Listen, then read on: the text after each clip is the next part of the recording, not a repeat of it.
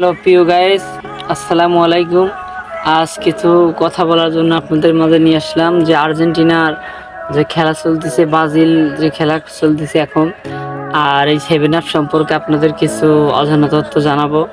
যে এই seven up এমন একটা, মানে সেভেন আপ ব্রাজিলকে বলা হচ্ছে যে গতবার যে জার্মানির সাথে ব্রাজিলে খেলা হওয়ার সময় তারা জার্মানির কাছে নিজের মাঠে 7টা গোল খেয়েছিল। আবার হাসতে কেমন যেন, ভাবতে কেমন যেন হাস্যকর মনে হয়।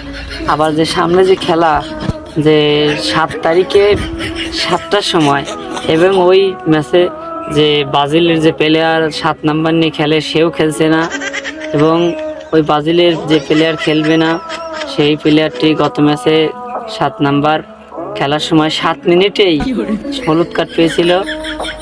আরে ভাই, ব্রাজিলের প্লেয়ারদেরকে আমি স্মরণ করে দিতে চাই, বা দর্শকদের স্মরণ করে দিতে চাই, ভাই তোমাদের পিছে কেন 7 নাম্বারটা ছাড়তেছে না?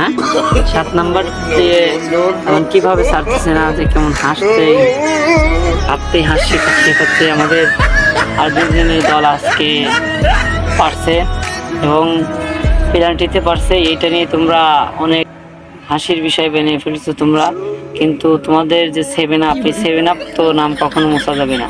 আর তোমরা 7টা গোল খাইছো এই জার্মানি থেকে, আর তোমাদেরকে সেভেন আপ, তোমরা যদি একটা কথা বলো, তোমাদের এই সেভেন আপের কথা মনে করা উচিত, বুঝছেন?